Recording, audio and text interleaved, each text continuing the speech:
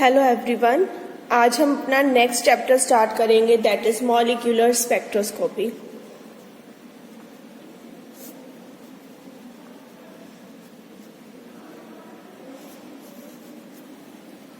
Molecular spectroscopy हमारे section B में आता है। सेक्शन बी में अकेला एक ही chapter that is molecular spectroscopy, means हमारा 50% सिलेबस मॉलिक्यूलर स्पेक्ट्रोस्कोपी का है, जिसमें से आपके एग्जाम में 4 क्वेश्चंस आएंगे, जिसमें से आपको 2 अटेम्प्ट करने हैं।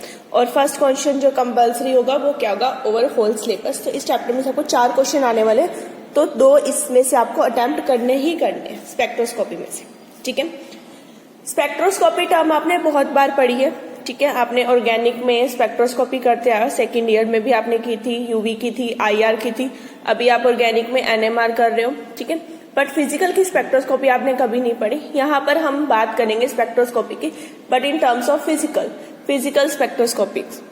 ठीक है, जिसमें रोटेशनल स्पेक्ट्रा, वाइब्रेशनल स्पेक्ट्रा, ठीक है, इन सारे स्पेक्ट्रा से हम क्या करेंगे, बात करेंगे।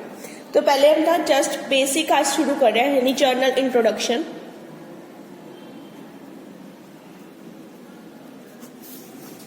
कि क्या होता है स्पेक्ट्रोस्कोपी। यहाँ पे देखो, स्पेक्ट्रोस्कोपी 2 टर्म से बना है, एक है स्पेक्ट्रा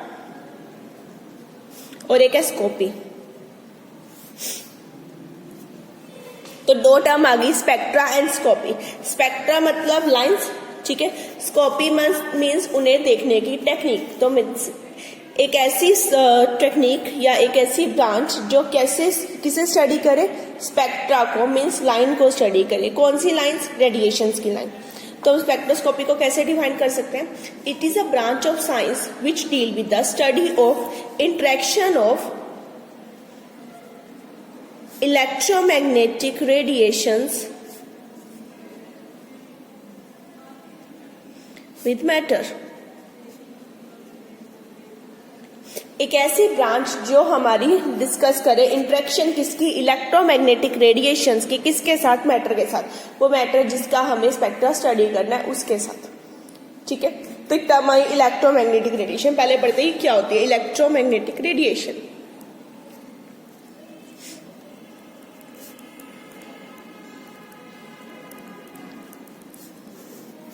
सबसे पहले हम बात करें what is electromagnetic radiation. Electromagnetic radiation वो रेडिएशन जो रिप्रेजेंट करती है energy emit by any source of light. किसी भी सोर्स ऑफ लाइट से जो रेडिएशंस निकलते हैं उन्हें हम क्या बोलते हैं, इलेक्ट्रोमैग्नेटिक रेडिएशन। ये जो इलेक्ट्रोमैग्नेटिक रेडिएशन होती है ये किसमें होती है, ड्यूल नेचर। ड्यूल नेचर मतलब इनका पार्टिकल एज वेल एज क्या है, वेव नेचर। ड्यूल नेचर हो गया, पार्टिकल और वेव नेचर। इसी के साथ इनका ड्यूल फील्ड्स भी आती है, एक होती है इलेक्ट्रिक फील्ड और एक होती है इनकी magnetic field. 2 field I, electric and magnetic, और दोनों ही फील्ड एक दूसरे के क्या होती है, परपेंडिकुलर टू ईच अदर।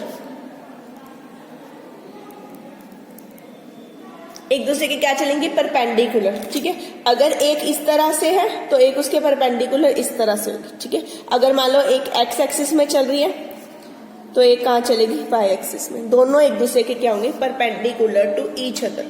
दोनों एक दूसरे के कहाँ चलेंगी, perpendicular. Clear.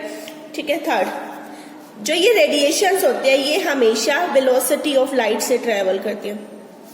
Velocity of light को जनरली हम c से रिप्रेजेंट करते हैं, which is equal to 3 × 10⁸ metre per second. तो ये हमेशा वेलोसिटी ऑफ लाइट से ही क्या करेंगी, ट्रेवल करेंगे। डन। अब इनके बीच में हम रिलेशन देखते हैं। ठीक है, तो हमें पता है mu is equal to c/λ। Mu is equal to frequency, c है वेलोसिटी और लैम्डा क्या है, हमारी वेवलेंथ। तो ये रिलेशन आपको याद रखना है, mu is equal to c/λ। तो म्यू फ्रीक्वेंसी हो गया, c हमारी क्या होगी, velocity, and lambda is wavelength. अगर मुझे लैम्डा निकालना है तो वो क्या होगा, म्यू c/μ। ठीक है, एंड 1/λ यानी कि wavelength is equal to v/, wave number. इसे हम क्या बोलते हैं, वेव नंबर। तो ये आता है हमारे पास वेव नंबर जिसे हम इससे रिप्रेजेंट करते हैं। ठीक है, तो मैं म्यू को इस तरह भी लिख सकती हूँ, सी वेव, और यहाँ से ये भी आ सकता है। ठीक है, तो आप यहाँ पे अलग अलग फॉर्म में से निकाल सकते हैं जिसमें भी आपको पूछा जाएगा। ठीक है, जैसे अगर मान लो लैम्डा की इनके टर्म्स की बात कर सकते हो आप, SI सिंबल, जो फ्रीक्वेंसी होती है सेकंड इनवर्स में होती है, वेलोसिटी अभी हमने देखी मीटर पर सेकंड। ठीक है, जो लैम्डा होता है जनरली सेंटीमीटर और मीटर में होता है। इस तरह से हम इनकी क्या निकाल सकते हैं, वैल्यूज को फाइंड आउट कर सकते हैं। क्लियर? जो अब हमने एक टर्म बात की थी इलेक्ट्रोमैग्नेटिक रेडिएशन, ये वो रेडिएशन होती है जो एनर्जी एमिट होती है किसी भी सोर्स ऑफ लाइट से, उसे रिप्रेजेंट करती है। तो वो उनकी कुछ ना कुछ वैल्यू भी होगी उन एनर्जी की, that energy is equal to H nu. ये कहां से आया हमारे पास, ये हमारी है Planck's equation, packets of energy is equal to NH nu, quantum में पड़ी थी हमारे पास। हर बार एक पैकेट ऑफ एनर्जी होती है, मीन्स डिसकॉन्टिन्यूअस फॉर्म में होती है, हमेशा एक पैकेट फॉर्म में डलेगा एनर्जी का, उस पैकेट की कुछ ना कुछ वैल्यू होगी, is equal to NH nu, N को आप डिफरेंट डिफरेंट टर्म्स दे दोगे। तो ये थी हमारी टर्म इलेक्ट्रोमैग्नेटिक रेडिएशन, जिसमें हमने बात की कि इलेक्ट्रोमैग्नेटिक रेडिएशन यानी वो रेडिएशन जो रिप्रेजेंट करेंगे किसी भी सोर्स से निकलने वाली एनर्जी को। इनका ड्यूल नेचर होता है, पार्टिकल वेव नेचर, दोनों फील्ड होती है electric magnetic perpendicular to each other, velocity इनकी c, लाइट से चलते हैं, mu is equal to frequency इनकी c अपॉन लैम्डा, और यहाँ से हम अलग अलग रिलेशन निकाल सकते हैं। और जो इनकी एनर्जी पैकेट की वैल्यू होती है वो होती है h new in the form of packets. ठीक है, जिन्हें बोलते हैं क्वांटा ऑफ एनर्जी। ये था इलेक्ट्रोमैग्नेटिक रेडिएशन। अब आते हैं next topic, that is region of electromagnetic spectrum. Region of EM electromagnetic spectrum. अब हम इसकी बात करते हैं। इलेक्ट्रोमैग्नेटिक स्पेक्ट्रम मीन्स जो हमारी different types of electromagnetic radiations हैं उन्हें अरेंज करना in increasing order of wavelength, और अगर वेवलेंथ इंक्रीज होगी तो ये डिक्रीज हो जाएगी, और decreasing order of their frequencies.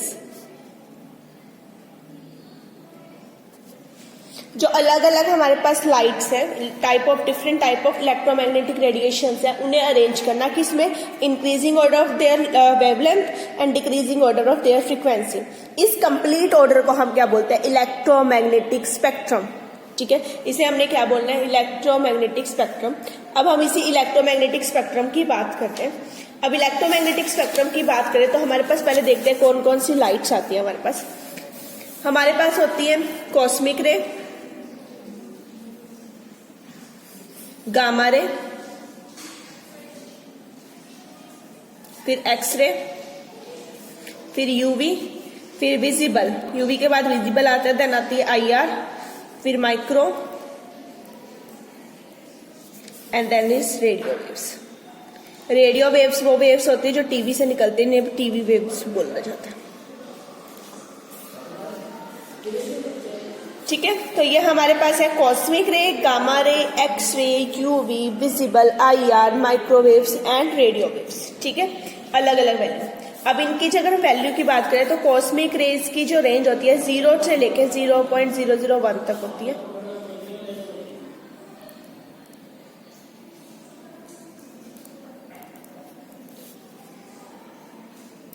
अलग अलग रेंज है इनकी।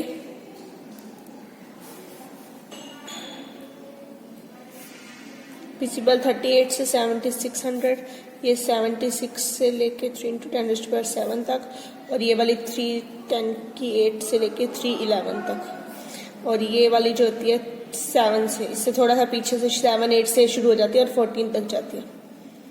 ये इनकी लैम्डा की वैल्यू है। ठीक है, इन ऑंगस्ट्रॉम।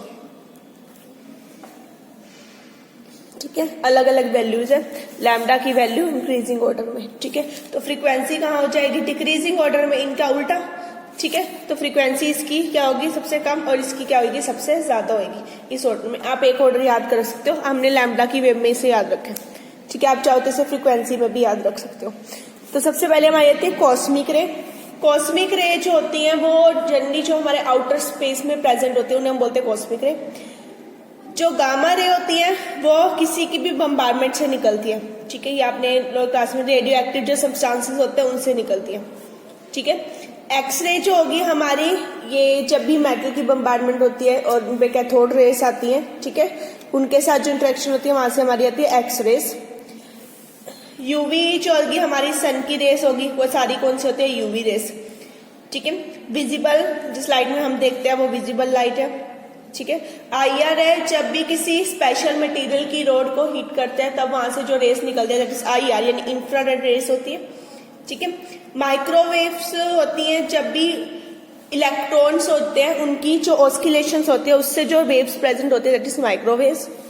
और लास्ट है हमारी जो है टीवी वेव्स, ये भी एक तरह के अल्टरनेटिंग करंट से, ये दोनों सेम वे से ही होती है, दोनों की रेंज भी नियर अबाउट सेम सी आएगी। तो इलेक्ट्रॉन्स की जो ऑस्किलेशंस होती हैं उनकी वजह से आती है हमारे पास माइक्रो एंड रेडियो वेव्स। अगर ऑस्किलेशन ज्यादा है तो रेडियो वेव्स, कम है तो माइक्रोवेव्स बन जाती हैं, ठीक है। तो ये थी हमारे इलेक्ट्रोमैग्नेटिक स्पेक्ट्रा, जिन जिन वेव्स की बात करें। यहाँ इस चैप्टर में हम बात करेंगे हमारे रोटेशनल, वाइब्रेशनल, इलेक्ट्रॉनिक स्पेक्ट्रा जैसे यूवी हो गया, इन सारों के बारे में, ठीक है। अब बात करते हैं बेसिक फीचर्स की, कि जो बेसिक इंट्रोडक्शन शुरू करते हैं कि क्या होती है स्पेक्ट्रोस्कोपी, ठीक है। अब बात करते हैं हम molecular spectroscopy and atomic spectroscopy के बारे में।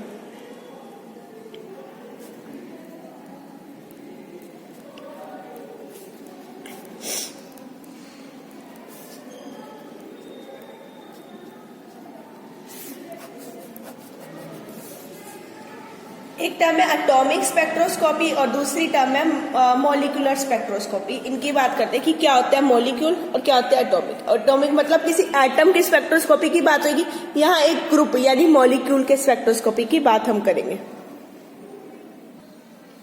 पहले बात कर रहे हैं हम एटॉमिक स्पेक्ट्रा की। एटॉमिक स्पेक्ट्रा क्या होता है?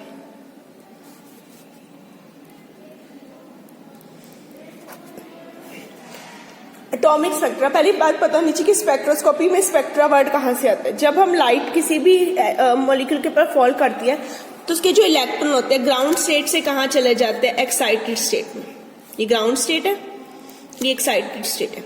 ग्राउंड से एक्साइटेड में गए, वहां से जब वापस आएंगे तो वो अपनी लाइट को एमिट कर देंगे, जो एनर्जी यहाँ से एब्जॉर्ब करके गए उसे एमिट कर देंगे इन फॉर्म ऑफ लाइट और रेडिएशन, इस फॉर्म में, हीट या रेडिएशन की फॉर्म में। तो यहाँ से जो लाइन्स आते हैं दैट इज स्पेक्ट्रा। सबसे पहले बात करते हैं किसकी, एटॉमिक स्पेक्ट्रा की। मींस जब एक एटम एनर्जी को अब्सॉर्ब करे, एटॉमिक यानी कि एटम, जब एक एटम एनर्जी को अब्सॉर्ब करेगा और कहां पे जंप करेगा, हायर ऑर्बिट में, ठीक है, ग्राउंड स्टेट से कहां चला जाएगा, एक्साइटेड स्टेट में। तो इन दो लाइंस के बीच में, दोनों जो एनर्जी लेवल्स है इनके बीच का जो डिफरेंस आएगा, वहां से हमारे पास क्या आ जाएगा, एटॉमिक स्पेक्ट्रा, बिकॉज क्या आ गया, एटम ने अब्सॉर्ब की। अब दूसरी साइड हम बात करते हैं मॉलिक्यूल की। मॉलिक्यूलर की बात करें तो मॉलिक्यूल्स की बात आ गई यहाँ पे। इस केस में क्या होगा, एक मॉलिक्यूल के ऊपर एनर्जी फाइल करेगी, वो एनर्जी को अब्सॉर्ब करेगा और हायर स्टेट पे जाएगा। अब मॉलिक्यूल्स है तो दो एटम हो गए ना, लाइक ए बी, इसमें खाली ए की बात हुई, इसमें ए बी की बात हो गई, तो दो हो गए। अब इन दोनों के बीच में कहीं ना कहीं कुछ ट्रांजिशंस होंगी, तो इसमें आ जाती है हमारे पास रोटेशनल, वाइब्रेशनल, इलेक्ट्रॉनिक, एक ट्रांसलेशनल भी होती है जिसे हम निग्लेक्ट करके चलते हैं पर होती है, ठीक है। तो इस तरह के नंबर ऑफ वाइब्रेशंस आ जाती है, कभी वाइब्रेशनल, कभी रोटेशनल, कभी ट्रांसलेशनल, कभी इलेक्ट्रॉनिक, ठीक है। इन सभी की वजह से कुछ ना कुछ लाइंस आएंगी। इन सारों का जो कोलेक्टिवली बनता है, कोलेक्शन होता है, वो हमारा क्या होता है, हमारा मॉलिक्यूलर स्पेक्ट्रा। क्लियर? इसमें सिंपल होगा, ये एटॉमिक है। एटॉमिक मतलब एक एटम ने एनर्जी को अब्सॉर्ब किया, हायर स्टेट में गया, जो लाइंस आ गई वो हमारे पास क्या होगी, एटॉमिक स्पेक्ट्रा। मॉलिक्यूल के केस में नंबर ऑफ ट्रांजिशन है, रोटेशनल भी है, वाइब्रेशनल भी है, इलेक्ट्रॉनिक भी है, ट्रांसलेशनल भी है, ठीक है। तो हमारे पास नंबर ऑफ लेवल्स आ जाते हैं। क्लियर? तो अब इन एनर्जी लेवल में सबसे छोटे होते हैं ट्रांसलेशनल, सबसे बड़े की बात करती चलो। सबसे पहले आता है इलेक्ट्रॉनिक। इलेक्ट्रॉनिक के अंदर होते हैं वाइब्रेशनल, ये आपने याद रखना है। वाइब्रेशनल के अंदर होते हैं रोटेशनल, रोटेशनल के अंदर होते हैं ट्रांसलेशनल। पर ये इतने छोटे पास में आ जाते हैं कि हम इन्हें निग्लेक्ट कर देते हैं। ठीक है, जैसे अगर हम यहाँ पे ड्रॉ करें, मैं एक इलेक्ट्रॉनिक स्पेक्ट्रा ले लूँ, लेवल ले लूँ, इलेक्ट्रॉनिक के एनर्जी लेवल्स। मैं एनर्जी लेवल्स ड्रॉ कर रही हूँ अलग अलग। ठीक है, तो लेट एक लेवल मैंने यहाँ पे बना दिया E1 और एक लेवल मैंने यहाँ पे बना दिया दैट इज E2। ठीक है, तो ये इलेक्ट्रॉनिक लेवल्स हो गए। इनके बीच में क्या है, नंबर ऑफ वाइब्रेशनल लेवल्स। बना दो वाइब्रेशन लेवल।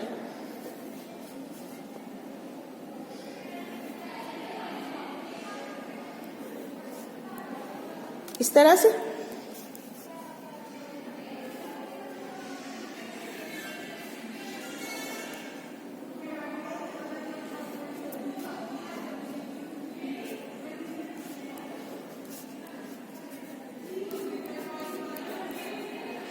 ये है इलेक्ट्रॉनिक,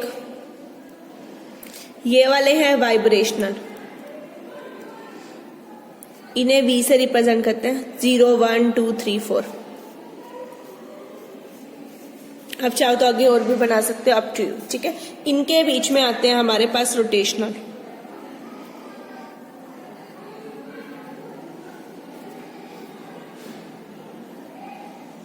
इस तरह से।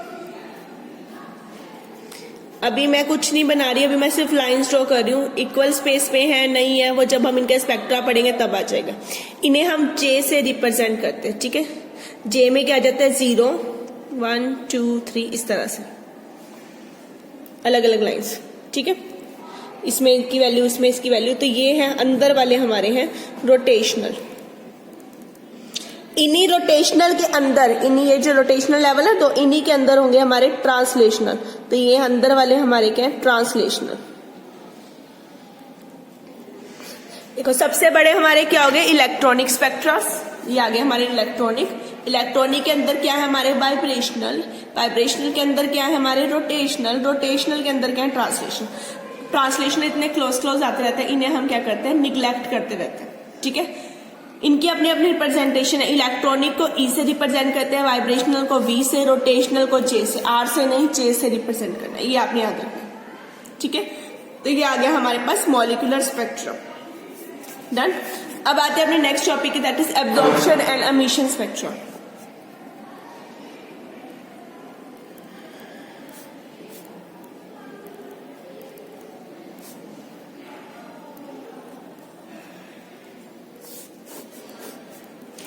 अब बात है एब्जॉर्प्शन एंड एमिशन स्पेक्ट्रोस्कोपी की। हमने अभी बात की किसकी, मॉलिक्यूलर स्पेक्ट्रा की। मींस एक मॉलिक्यूल के अंदर नंबर ऑफ एनर्जी लेवल्स है। इन एनर्जी लेवल्स की वजह से हमारे पास अलग अलग ट्रांजिशंस आते हैं, that is rotational, vibrational, electronic, translational. ठीक है, तो अभी एनर्जी लेवल्स की बात करते हैं। तो ये एनर्जी लेवल्स में कौन सी ट्रांजिशन होगी या कौन सी नहीं होगी वो डिपेंड करते हैं कि सिलेक्शन रूल पे, जिन्हें हम अभी आगे करेंगे। सिलेक्शन रूल है, ऐसा नहीं कि ये सारी की सारी ट्रांजिशन हो जाएंगी। मीन्स लाइट फॉल की तो हर एक ट्रांजिशन पॉसिबल है, ऐसा नहीं है। कुछ ना कुछ सिलेक्शन रूल होता है, उसी के अकॉर्डिंग ट्रांजिशन होगी। बट ये ट्रांजिशन दो तरीके से होती है, एक होती है एब्जॉर्प्शन और एक होती है एमिशन। इसकी वजह से जो लाइन आएगी उसे बोलेंगे एब्जॉर्प्शन स्पेक्ट्रा, इसे बोलेंगे हम एमिशन स्पेक्ट्रा। जैसे मैंने यहाँ दो लेवल्स अभी बनाए थे, एक ग्राउंड स्टेट थी जिसे मैंने E1 से नाम दे दिया, एक E2 से, जैसे यहाँ पे बनाई थी। जैसे ही किसी के ऊपर लाइट फॉल करेगी मॉलिक्यूल के ऊपर, वो कहा जाएगा एक्साइट हो जाएगा, हायर पे जाएगा। ठीक है, इसने लाइट को ऑब्जॉर्ब किया, तो ये क्या है, एब्जॉर्प्शन।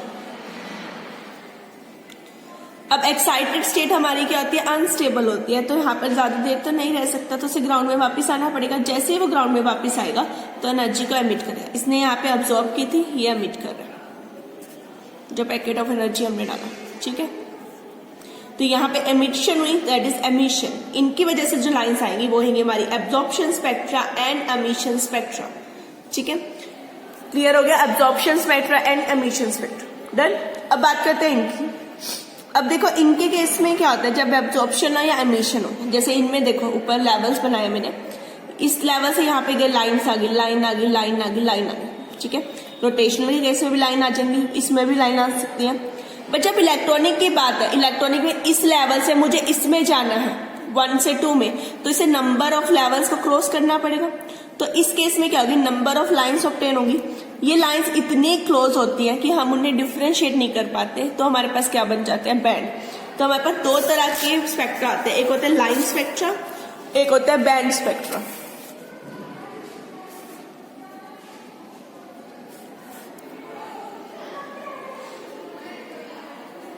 एब्जॉर्प्शन एमिशन की वजह से जो हमारे पास स्पेक्ट्रा आ जाएगा, आइदर एब्जॉर्प्शन स्पेक्ट्रा और एमिशन स्पेक्ट्रा। अब बात करते हैं लाइन एंड बैंड स्पेक्ट्रा की। देखो, अगर मुझे सिर्फ 1 से 2 इसमें ये जाना है तो सिंगल सिंगल लाइंस ऑब्टेन हो जाएंगी इस तरह से, ठीक है। तो सिंगल सिंगल लाइंस है, लाइन दिख रही है मुझे, तो वो क्या होगा, लाइन स्पेक्ट्रा। बट अगर मुझे इस इलेक्ट्रॉनिक लेवल से इसमें जाना है तो उससे इतनी सारी लाइंस यहाँ आएंगी, इन लेवल्स की भी लाइन आएंगी। तो लेवल की लाइंस क्या होंगी, इतनी ज्यादा क्लोजली पैक हो जाएंगी कि हम इन्हें डिफ्रेंशिएट नहीं कर पाते। तो ये क्या बन जाता है हमारे पास, बैंड। इसे हम क्या बोलते हैं, बैंड स्पेक्ट्रा। तो दो तरह से हो गया हमारे पास, एक हो गया लाइन स्पेक्ट्रा, दूसरा हमारे पास क्या हो गया, बैंड स्पेक्ट्रा। क्लियर। अब देखो, मैंने यहाँ पे दोनों लेवल्स किए, E1 E2, कितनी लाइट फॉल की, h new, that is E2 minus E1 किसके बराबर हो गया, h न्यू के। तो मैं इसे ऐसे लिख सकती हूँ, nu is equal to C upon lambda. अरे मुझे अगर लैम्डा निकालना है तो वो क्या आ जाएगा, HC upon E2 minus E1, ठीक है। और 1 अपॉन लैम्डा की वैल्यू यानी वेव नंबर निकालना है, आप उसे भी निकाल सकते हो। मैं इसे HC वेव नंबर की फॉर्म में पुट कर सकती हूँ। तो जो भी वैल्यू आपको पूछी जाएगी आप उससे इसे यहाँ से फाइंड आउट कर सकते हो। क्लियर, ठीक है। तो ये आ गया हमारे पास लाइन स्पेक्ट्रा, बैंड स्पेक्ट्रा, कैसे वेव लेंथ और in terms of wave number, frequency कुछ भी है वो आप वैल्यू यहाँ से फाइंड आउट कर सकते हो। अब करते हैं बात इसके इलेक्ट्रॉनिक स्पेक्ट्रो सेटअप की, एक्सपेरिमेंटल सेटअप।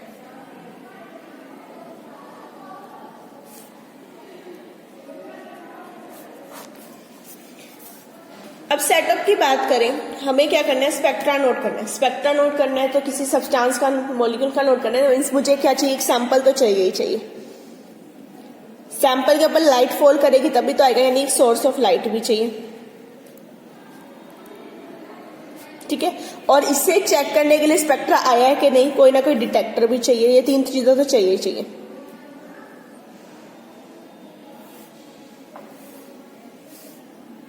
तो मुझे डिटेक्टर, सोर्स ऑफ लाइट और एक सैंपल तो चाहिए। सबसे बनाते हैं सबसे पहले एक सोर्स ऑफ लाइट, ठीक है। अब सोर्स ऑफ लाइट है, इसकी वाइब्रेशन तो हर डायरेक्शन में है, तो कट ऑफ करने के लिए हमें क्या चाहिए, एक स्लिट चाहिए, ताकि यहाँ से क्या प्रोड्यूस हो, एक सिंगल बीम, और आउट वाली जो सारी क्या हो जाए, कैंसल आउट हो जाए, ठीक है। अब क्योंकि हम यहाँ पे किसकी बात कर रहे हैं, वेवलेंथ की, तो सिंगल वेवलेंथ भी चाहिए। लाइट का सोर्स का नंबर ऑफ, जैसे सोडियम लैंप है, इसकी 2 लाइंस होती है, तो कट ऑफ करना है हमें, सिंगल लाइन प्रोड्यूस करनी है, तो हमें यहाँ पे क्या लगाना पड़ेगा, मोनोक्रोमेटर।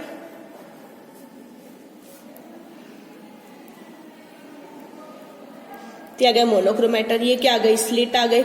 ये क्या आ गया, सोर्स ऑफ लाइट आ गई, ठीक है।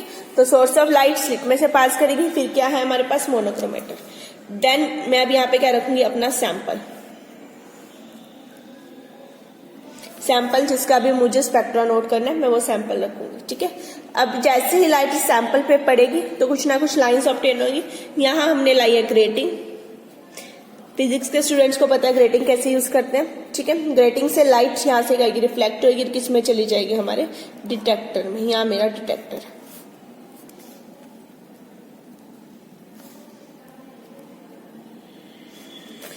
ठीक है। कोई भी सोर्स ऑफ लाइट लिया, इस सोर्स ऑफ लाइट से हमारी स्लिट में क्या किया, स्लिट का काम था single beam of light produce कर देना। उसने single beam of light produce करी, वो किसके ऊपर फॉल करी, एक मोनोक्रोमेटर के ऊपर। मोनोक्रोमेटर ने क्या करना था, सिंगल वेवलेंथ की लाइट को प्रोड्यूस करना था, वो फॉल करी सैंपल के ऊपर। सैंपल से आगे फॉल करी किसके ऊपर, ग्रेटिंग के ऊपर। ग्रेटिंग ने वहां से लाइंस को ऑब्टेन किया, उसके बाद वो किसमें गई, हमारे डिटेक्टर ने।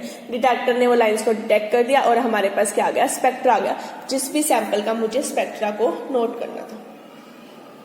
क्लियर, ठीक है। तो ये था इसका एक्सपेरिमेंटल सेटअप। अब जब हम स्पेक्ट्रा नोट करते हैं तो स्पेक्ट्रा में हमारे पास लाइंस के अलावा नंबर ऑफ लाइंस एक्स्ट्रा भी आती रहती हैं। जो लाइंस मुझे पढ़नी है ना स्पेक्ट्रोस्कोपी में, उसके अलावा एक्स्ट्रा लाइंस भी होते हैं, उन्हें क्या बोलते हैं, वो टर्म आती है हमारी single signal to noise ratio.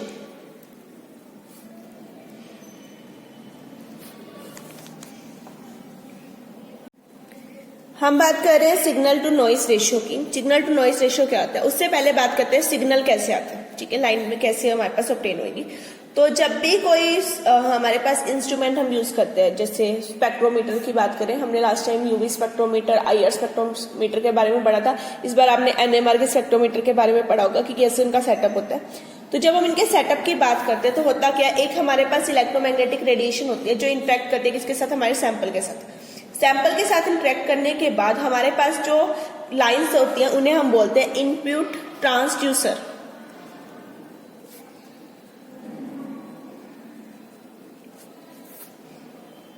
ठीक है, ये इनपुट ट्रांसड्यूसर्स होती हैं हमारे पास। यहां से हमारे पास ऑब्टेन होते हैं सिग्नल्स जिन्हें हम बोलते हैं आउटपुट ट्रांसड्यूसर्स।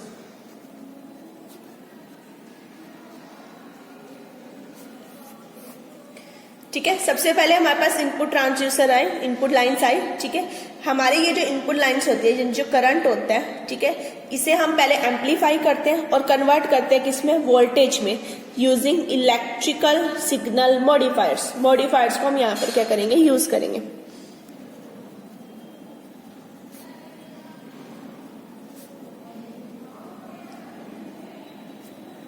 ठीक है, उसके बाद ये मॉडिफायर से लाइट हमारे पास किस में जाती है, हमारे रिकॉर्डर में, जो हमें क्या देते थे, आउटपुट ट्रांसड्यूसर। ठीक है, पहले इनपुट आई, उसे मॉडिफाई किया, मॉडिफाई होने के बाद वो किस में चेंज होगी, हमारी आउटपुट में चेंज होगी। हमारे पास क्या आ गया, सिग्नल आ गया। अब जो सिग्नल हमारे पास प्रोड्यूस होते हैं, ये तो सिग्नल आ गए। सिग्नल हमारा होता है ड्यू टू सैंपल, ये तो हमें पता है ना, जो हम सैंपल रखेंगे उसकी वजह से आएगा।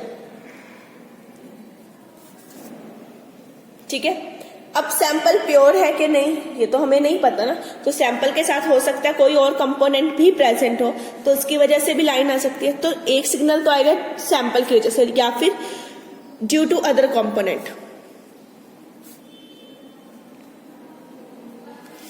सैंपल जिसको मुझे नोट करना है उसकी वजह से जो लाइन आई वो मेरी होती है सिग्नल, और जो उसके अलावा एक्स्ट्रा प्रेजेंट है जिसे हम क्या बोलते हैं, इम्प्योरिटीज, उन्हें हम बोलते हैं नॉइज।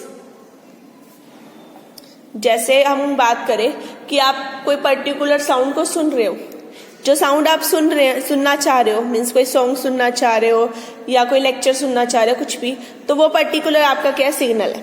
ठीक है, उसके अलावा सराउंडिंग्स में और भी आवाजें आ रही हैं, आगे घर में से कोई बोल रहा है, बाहर से हॉर्न की आवाज आ रही है, कोई भी साउंड आ रहा है सड़क से, किसी भी चीज का, किसी व्हीकल का आ रहा है या किसी फैक्ट्री से आ रहा है, तो वो सारे क्या नॉइज, क्योंकि वो आप नहीं सुनना चाह रहे हो। ठीक है, आप अपना जो मेन चीज सुनना चाह रहे हो अपने सैंपल की, वो सिग्नल है। इसके अलावा जितनी भी साउंड्स आ रहे हैं वो सारी हमारी क्या हो गई, नॉइज हो गई।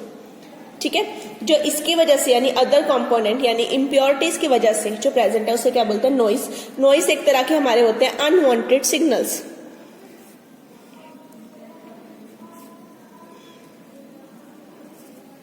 अनवांटेड सिग्नल्स जिनकी मुझे रिक्वायरमेंट नहीं है वो चीज।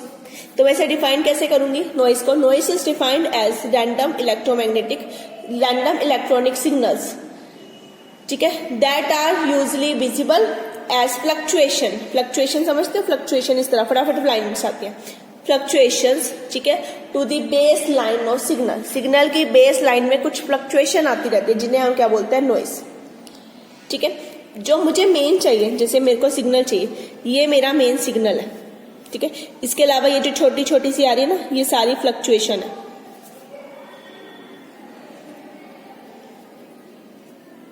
ये सारी क्या है, नॉइज,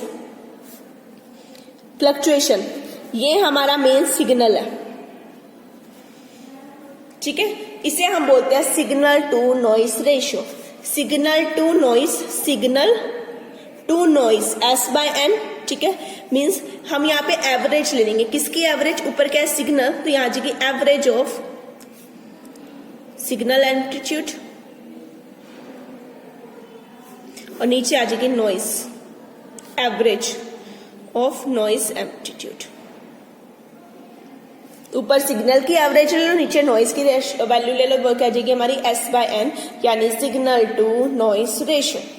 ठीक है, जितनी ज्यादा S/N की वैल्यू होगी, higher is value of S/N, signal to noise ratio की वैल्यू जितनी ज्यादा होगी उतनी ही हमारी नॉइज की क्या हो जाएगी, रिडक्शन हो जाएगी। More is, higher is this value, more is noise reduction.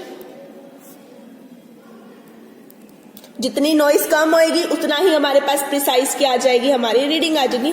That is more precise reading. Reading कह लो या मेजरमेंट कह लो, ठीक है। अब ऐसा नहीं कि आपने क्या कर दिया, सिग्नल को एम्पलीफाई करना शुरू कर दिया। अगर सिग्नल एम्पलीफाई हुआ तो आपकी नॉइस भी एम्पलीफाई हो जाएगी, ठीक है। ऐसा नहीं कि एक को बढ़ा दो, एम्पलीफिकेशन कर दो, ठीक है, एक साउंड को बढ़ा दिया, उसके अलावा एक्स्ट्रा साउंड भी क्या हो जाएंगे, बढ़ जाएंगे, ठीक है। तो आप वो नहीं कर सकते हो। तो आपने अगर सिग्नल को एम्पलीफाई करने की कोशिश की तो आपकी नॉइस भी एम्पलीफाई हो जाएगी। तो इसे सिंपली एम्पलीफाई नहीं कर सकते, इन्हें एम्पलीफाई करने के अलग अलग टेक्निक्स होती हैं। इसकी जो फर्स्ट टेक्निक होती है वो में हम हार्डवेयर यूज करते हैं, hardware techniques. First is hardware techniques. इसमें हम स्पेशली हार्डवेयर को यूज करते हैं, जैसे फिल्टर कर दिया, ठीक है, या फिर लॉक इन एम्पलीफायर्स होते हैं। फिल्टर्स है जैसे हम फोटोज में यूज करते हैं फिल्टर, उसी तरह से साउंड में फिल्टर को यूज कर देना। जो साउंड मैं सुनना चाहती हूँ, आपने बहुत बार देखा होगा कि मूवीज में या उसमें कि अगर किसी केस को सॉल्व करने के लिए हम किसी पर्टिकुलर साउंड को सुनना चाहते हैं तो वो क्या करते हैं, कई सारे बटन्स वगैरह होते हैं, उनकी हेल्प से क्या करते हैं, फिल्टर करते रहते हैं। जो साउंड मुझे सुनना है सिर्फ वो साउंड आएगा, बाकी सारों की जो नॉइस है वो क्या हो जाएगी, रिड्यूस हो जाएगी। That is filter. एक होता है लॉक इन एम्पलीफायर, ठीक है। ये क्या होती है, हमारी हार्डवेयर टेक्निक जिन्हें हम यूज करते हैं। इसी के अलावा हमारी होती है कुछ सॉफ्टवेयर टेक्निक्स जिन्हें हम यूज कर सकते हैं। सॉफ्टवेयर टेक्निक्स में जो अभी सबसे ज्यादा यूज होती है वो होती है फोरियर। ये फिजिक्स में आप लोगों ने कई बार पढ़ा होगा, फोरियर ट्रांसफॉर्मेशंस, ठीक है। इसके अलावा हमारे पास जो होती है फोरियर के अलावा एक होती है हमारे पास box averaging, box car averaging, ठीक है। एक होते हैं इंसेम्बल्स बॉक्स,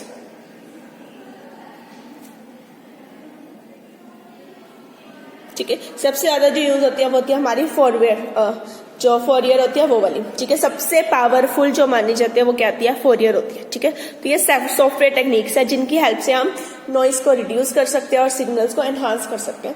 एज सच ये टॉपिक हमारे सिलेबस में नहीं है, सिग्नल टू नॉइस, बट कई बार 1 या 2 मार्क्स में आपसे पूछ लेते हैं कि सिग्नल टू नॉइस रेशियो क्या होता है, ठीक है।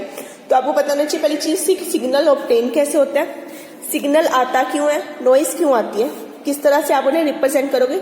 नेक्स्ट टॉपिक है सिग्नल टू नॉइस, तो उनकी रेशियो को हम क्या कहते हैं, ठीक है। ये हमारी क्या है, सिग्नल टू नॉइस रेशियो। जितनी ज्यादा ये रेशियो होगी उतना ज्यादा क्या होगा, सिग्नल अच्छा आएगा, नॉइस उतनी कम होगी और उतनी हमारी प्रिसाइज क्या होगी, रीडिंग। अब इसे कम करने के लिए हमारे पास 2 टेक्निक है, एक है हार्डवेयर टेक्निक, दूसरी है software technique. Hardware technique means filter use कर दिया, ठीक है, एक एम्पलीफायर को लॉक कर दिया, लॉक इन एम्पलीफायर, इस तरह से हम इन्हें यूज कर सकते हैं। और सॉफ्टवेयर टेक्निक जो सबसे ज्यादा आजकल यूज होती है वो है हमारी फोरियर, इसके अलावा है बॉक्स कार एवरेजिंग या इंसेम्बल एवरेजिंग, ठीक है, जिसके अकॉर्डिंग जिससे हम नॉइस को क्या कर सकते हैं, रिड्यूस कर सकते हैं और अपने सिग्नल को क्या कर सकते हैं, एनहांस कर सकते हैं, ठीक है। तो ये हमारा टॉपिक था सिग्नल टू नॉइस रेशियो।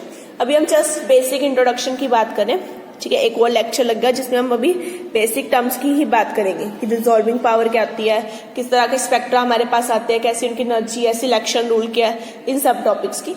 फिर अपने first main spectroscopy that is rotational spectroscopy हम उसे स्टार्ट करेंगे, ओके। तो ये हमारा first basic topic, basic introduction था किसका, मॉलिक्यूलर स्पेक्ट्रोस्कोपी का, ओके। Thank you everyone.